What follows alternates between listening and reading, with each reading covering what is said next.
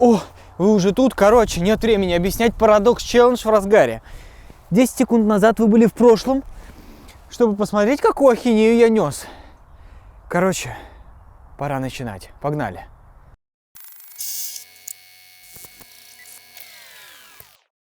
Я вам обещал 1,5 года назад рассказать про временной парадокс. Ну вот, собственно, настало время. Что имел в виду Хокинг?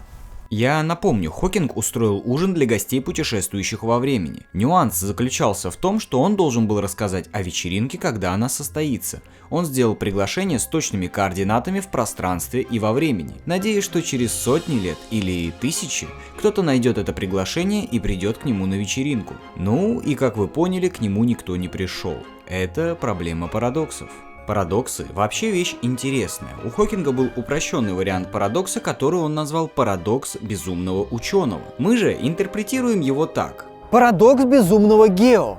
Ну, назвал он его так, потому что ему не нравится, что в кино постоянно показывают ученых безумцами. Стереотипчик! Но в данном случае так и будет. Я сейчас создам парадокс, даже если мне придется умереть.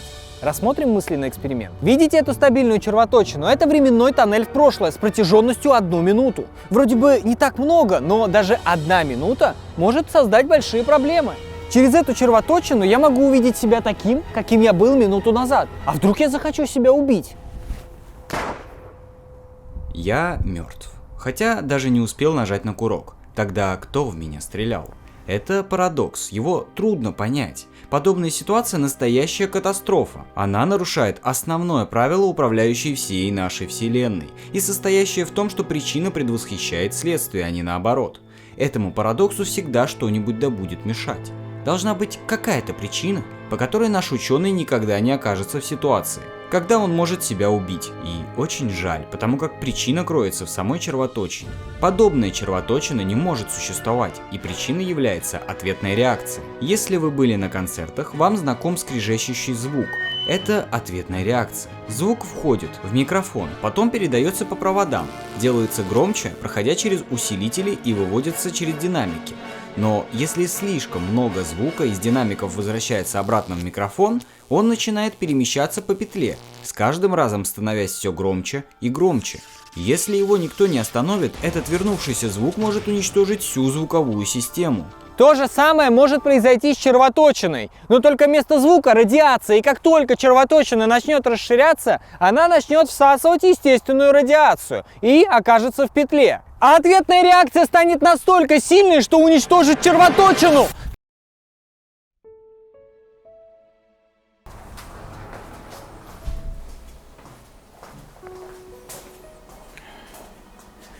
Есть две группы ученых, которые спорят о самой структуре времени. Одни считают, что, вернувшись в прошлое, можно изменить будущее. Причем самым непредсказуемым образом. Другие же полагают, что время представляет собой замкнутый цикл, который постоянно повторяется. И одни события не влияют на другие, так как существуют в разных временных плоскостях. Ну и согласно этим гипотезам были порождены парадоксы. Парадокс безумного Гео – это еще начало. Дальше мы поговорим о знаменитом парадоксе убитого дедушки. Впервые он был описан писателем-фантастом Рене Бержавелем в книге 1944 года «Неосторожный путешественник». Парадокс убитого дедушки уже заезжено, так что давайте, чтобы было повеселее, назовем его парадокс убитого дедушки Гитлера. Этот парадокс предполагает самосогласованное решение, потому что если ты отправляешься в прошлое и убиваешь своего деда, то ты никогда не родишься и не сможешь отправиться в прошлое.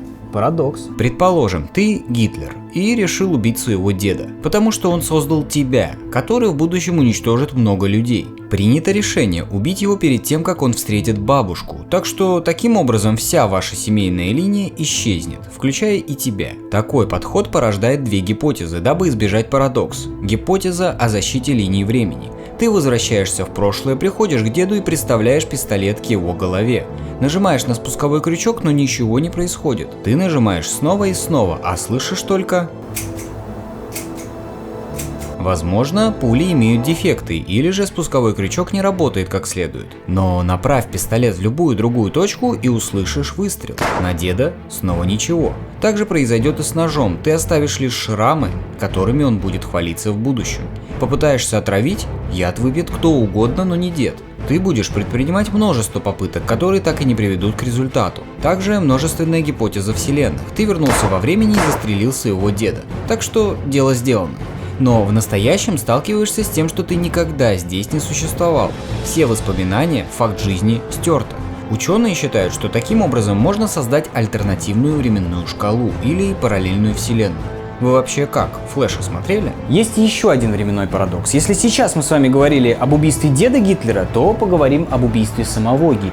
Подобно парадоксу деда, который может предотвратить собственное рождение, парадокс Гитлера стирает саму причину того, чтобы вернуться назад во времени и убить. Представим себе ситуацию. Изобретатель машины времени делает первой своей миссией убийство фюрера.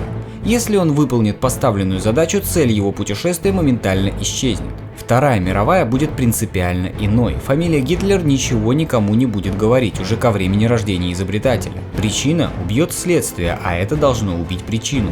И что же произойдет в такой ситуации на практике? Не очень понятно, а общая теория относительности держится на жесткой причинно-следственной связи. А это очень важно, так как полеты мы будем осуществлять именно благодаря общей теории относительности, если будем, конечно. Что хуже всего, влияние Гитлера на историю планеты слишком велико, и любой мыслимый изобретатель, убивший его, с высокой вероятностью просто не родится. Если Вторая мировая и случится, то в другое время и вызовет другие демографические последствия. Мать и отец Гитлера-убийцы, скорее всего, никогда не встретятся, что делает парадокс Гитлера еще и разновидностью парадокса убийства дедушки. Даже если предположить, что хронопутешествия будут сразу монополизированы государством или организацией с идеальными возможностями контроля, получается, что придется постоянно вмешиваться в ход развития человечества, либо защищая его от путешественников-одиночек, намеревающиеся убить Гитлера, либо меняя время в нужном направлении самостоятельно. И тот, и другой вариант превращает историю в древнегреческий театр, где логика и причинность заменены спонтанным вмешательством, причем таким, которое мы не можем ни контролировать, ни предсказать. В 1970-х годах не менее оригинальное объяснение парадоксов предложил Игорь Новиков.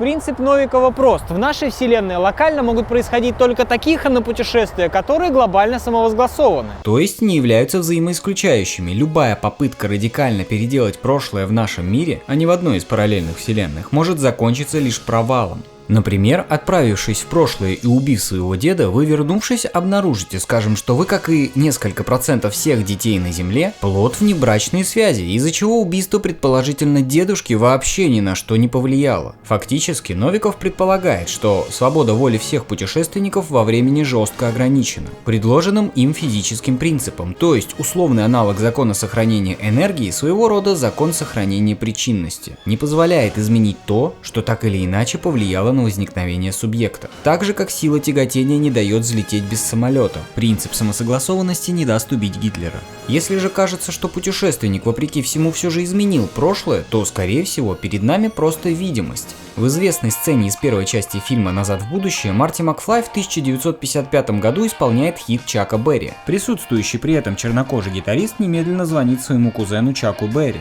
и предлагает ему ознакомиться с новым саундом по телефону. На первый взгляд, это довольно грубое вмешательство в историю. Чак Берри – один из самых влиятельных музыкантов раннего рок-н-ролла, а Джонни Би Гуд сочинен им лишь в 1958 году. Изменение прошлого? Пересмотрите эту сцену еще раз. Марвин дает своему кузену послушать Марти, лишь когда тот закончил петь и перешел к жесткому гитарному соло. Достаточно свежему даже для 1980-х и абсолютно нетипичному для рок-н-ролла. Ничего из того, что мог заимствовать Берри, он так и не услышал. Но некоторые моменты принципа Новикова не ясны. Представим, что вы создали машину времени и решили отправиться в 19 век, чтобы поведать всем жителям, что у вас есть такое устройство. Очевидно, что это будет колоссальным вмешательством в историю, после которой жизнь может существенно измениться. Уведомить любого жителя прошлого о существовании такой машины, до того, как она будет освещена в прессе, в принципе, для хронопутешественников физически невозможно. Все, что вы можете сделать, прилетев в 19 век, это купить документы на имя Герберта Уэллса и выпустить роман на эту тему.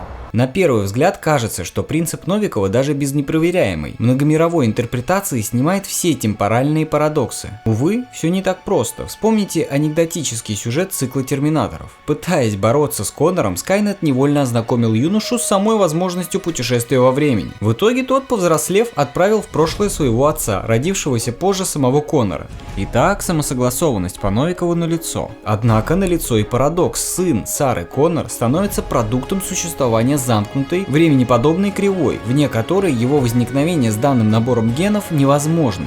То же самое можно сказать и про фильм «Патруль времени». На деле, вся научная фантастика насыщена такими примерами, и иногда возникают даже существа, которых вообще никто не создавал или рожал, попадающие из собственного будущего в собственное прошлое по кругу. Они переживают свой жизненный цикл бесконечное количество раз, как персонаж Дня Сурка.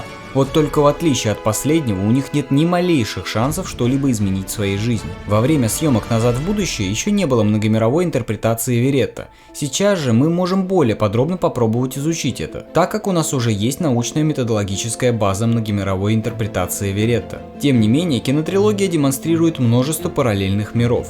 Чуть ли не с десяток. Правда, в отличие от концепции Веретта, Марти Макфлай может перемещаться между альтернативными историями своей семьи и всего городка. Еще интереснее то, что он пытается следовать принципу самосогласованности, хотя выводы Новикова не были широко известны на Западе. Марти всячески способствует браку своих родителей. Разумеется, несмотря на элементы самосогласованности, полностью избежать парадоксов и странностей франшизе не удалось. Например, в 1885 году Док и Марти не могут разогнать Делориан и улететь в будущее, потому что у них нет бензина. Меж тем в их реальности в этот момент находится два Делориана, в одном из которых вполне может быть бензин, но никто из них об этом даже не вспоминает. В других эпизодах количество копий машины времени может достигать 4, причем получается, что основная их часть существует только в рамках замкнутых временеподобных кривых. Они размножены с помощью путешествий во времени, а не заводского конвейера. Формально все мелкие противоречия трилогии «Назад в будущее» вполне могут укладываться в рамки многообразия различных гипотез, предполагающих возможность путешествий во времени.